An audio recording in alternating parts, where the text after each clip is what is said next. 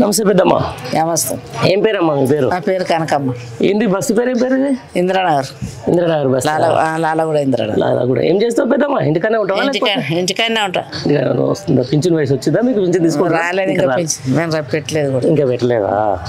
మళ్ళీ ఈడ పార్లమెంట్ ఎలక్షన్లు వస్తున్నాయి కదా పెద్దమ్మ, ఏం పరిస్థితి? ఎవరు గెలుస్తాడు ఈడ? కేసీఆర్ రావాలి. కేసీఆర్ రావాలి. కేసీఆర్ రావాలి. మాకు 5 రోజులు కరెంటు పోలేదు, నల్ల నీళ్ళు మంచిగా వచ్చినాయి, ఏ పనైనా బాగా జరిగింది. ఇప్పుడు జరుగుతలేదు. నీళ్ళు తక్కువ వస్తుంది, కరెంటు పోతుంది, పెద్ద అవస్థ అవుతుంది మాకు. ఊర్లలోనే సమస్య అనుకున్నా, హైదరాబాద్ కూడా ఇదే సమస్య ఉందా? కరెంటు పోతుంది, ఏం చేస్తాం మనం? పండుకునే టైంలో కరెంటు తీసేస్తుండు. ఎట్లా పండుకుంటాం, ఎట్లా లేస్తాం? లేని పరిచయం కదా. కరెంటు పోతుంది, నల్ల నీళ్ళు సరిగా వస్తలేవు, మాకు బస్తీలో కూడా మంచిగా లేదు అసలు. ఏమైంది మరి బస్సులకు? ప్రాబ్లం ఏంది ఇప్పుడు? ప్రాబ్లం అంటే కాంగ్రెస్ వచ్చింది పోతుంది. కాంగ్రెస్ వచ్చింది అంతే. అంతేనా? అంతే. సరే ఇప్పుడు ఉన్న రోజులు మాకేం కాలేదు, అన్ని విధాలు మంచిగా జరిగినాయి. నీళ్ళు వచ్చినాయి, కరెంట్ ఉంది, మా పొదుపులు కానీ ఏదైనా మంచిగా జరిగింది. దేవుని దేవాలయం ఏం కాలేదు. మరి ఇప్పుడు ఆయన కూడా ఎంపీగా పోటీ చేస్తాడు, గెలిపిస్తురా? గెలిపిస్తాం, కంపల్సరీ గెలిపిస్తాం. అదే మరి ఇప్పుడు కిషన్ రెడ్డి పెద్ద లీడర్ అని ఇవ్వలేదు. లీడర్ కానీ వాళ్ళ సంతోషం వాళ్ళదే, మన సంతోషం మనదే. అంతేనా? అంతే, అంత తగ్గేది లేదు. రామ మందిరం కట్టినావు, ఇప్పుడు రామ మందిరం ఆయన పాలనకి ఆయన కట్టుకున్నాడు అయ్యా, మనకెందుకు అవన్నీ? వాళ్ళు చేసేది దేవుడే, మనం చేసేది ఇవ్వలేదు దేవుడే.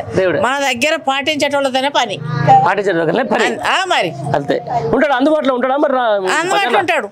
మరి ఎలక్షన్లు అప్పుడైతే టెండలే తిరుగుతాం మేము, నిచ్చోళ్ళని తిరిగినట్టు. మరి ఈయన మీ ఎంపీ, ఇప్పుడున్న ఎంపీ ఎవరు? ఆయన సంగతి మాకు తెలియదు, అసలు ఆ సంగతే తెలియదు. అంతేనా? మాకు పద్మరావు, కేసీఆర్, మా సంగతి మేము ఎప్పుడు తిరిగేది అక్కడ, తిరిగేది పోయేది కూడా మేము అటే.